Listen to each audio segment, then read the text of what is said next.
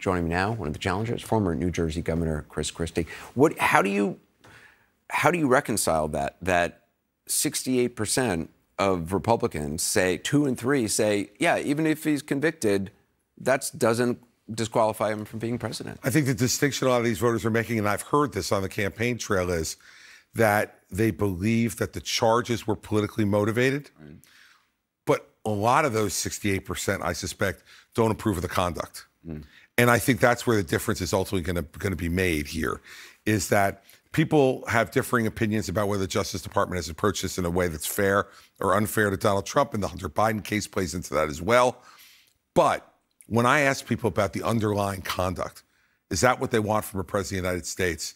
A good majority of those people say no. So I think that's where the distinction will be, and maybe they can start to ask the question a little bit differently. In this CNN poll, again, national, president has gained since June. In this poll, you've lost support since then. I know you say these national polls are essentially useless at this point. You look at New Hampshire. What do you see when you're in New Hampshire? What do you see when you're in Well, the latest poll in New Hampshire has Trump at 34, not at 52. Has me at 14, not at 2. And that means 66% of the people polled in New Hampshire don't want to support Donald Trump. Your argument when we talked last time was that if the dam breaks in Iowa or New Hampshire, then that's it. Then if somebody else wins in either of those states, then the dam will break elsewhere. What evidence do you have that that's the case, that somebody in South Carolina is going to pay attention to what somebody in Iowa and New Hampshire thinks? Because a lot of people will say they're for Trump now because he's winning. And they say, well, okay, if it's inevitable, I'll be with him because I don't like Biden.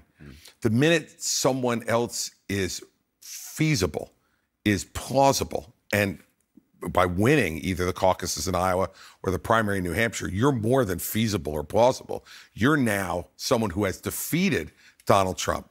That becomes a whole different story. And I would say to you, too, remember that in a place like New Hampshire, and I saw Jeff Zeleny setup piece for this. I mean, you know, at the end, these folks are looking at this, and there's a big divide between men and women on this issue, too.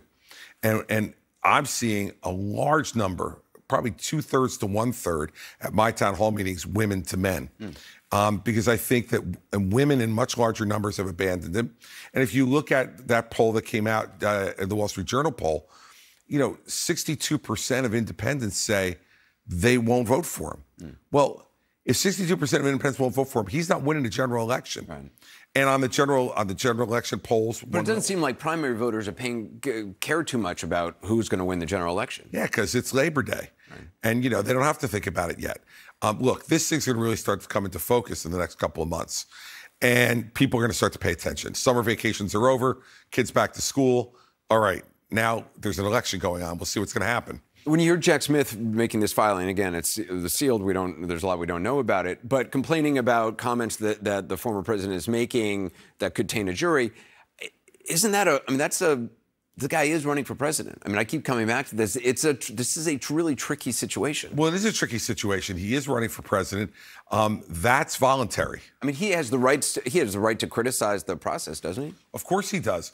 But when you have been indicted, the judge now has certain authority over you regarding your influence on a jury pool. Because, look, Donald Trump in D.C. in particular, I'm sure will be making the argument he can't get a fair trial because of a jury in D.C. Well, he's not making it any better through some of the comments he's made. So this is going to be a balancing act for the judge. I think what Smith is probably trying to do is to establish a factual predicate to fight Trump later on when he says the jury can't be fair. Smith will probably then say, well, whose fault is that, Your Honor? He's been polluting this jury pool right from the beginning. So my guess is this is a bit of gamesmanship on Smith's part, anticipating what the defense arguments are going to be. What do you think of DeSantis not meeting with Biden when he came down to Florida after the hurricane? I should point out, for those who have a short memory, you met with Obama.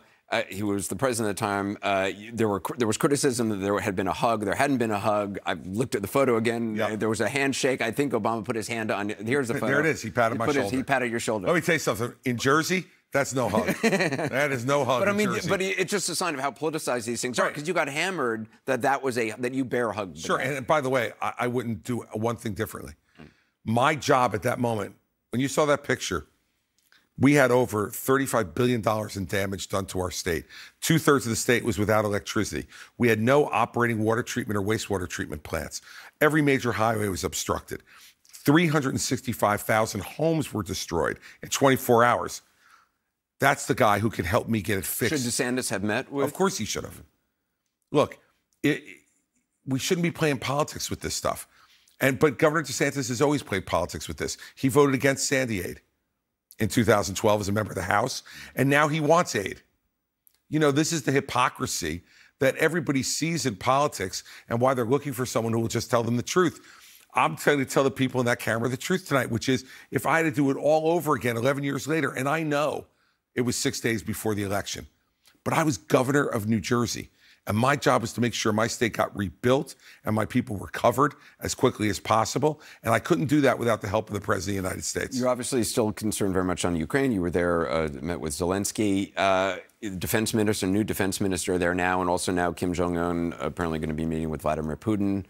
What does that tell you? Well, what it tells me is that it's exactly what I've been saying it is, which this is a proxy war between the authoritarian dictatorships of this country and the free world. So if you look at people like Kim Jong-un, the mullahs in Iran, Russia, and China, they're all together on this. This is a proxy war. And the free part of the world has to fight this, has to back Ukraine, and has to help Ukraine win. Now, Ukraine's made some gains in the last week or two, 10 days, in their counteroffensive, but they're still getting outgunned 10-to-1 in artillery shells on a daily basis. And so if we were serious about this, if Joe Biden were serious about it, he would be upping what he's doing. He would have given the F-16s a long time ago, and that's what I would have done. Well, cluster munitions, I support that as well. Look, the Chinese are now, and now the Russians and the Saudis are coming together to keep the cuts in production down so that Russian prices for oil can stay higher, all to supply them with money for the war, Anderson. And look, this is the naivete of the Donald Trump, Ron DeSantis, Vivek Ramaswamy approach of foreign policy. They all think they're going to go talk to Putin, and they're going to convince him to get away. Putin's spending his time talking to Kim Jong-un and President Xi of China and the mullahs in Iran. He has no interest until we show him that the juice is not worth the squeeze, that he needs to stop with what he's doing to a free country, the atrocities there, the 20,000 plus children who have been kidnapped from their parents. This is stuff that the United States has to stand up against, and when I'm president, we will. Governor Christie, appreciate it. Thank you. Thank you, Anderson.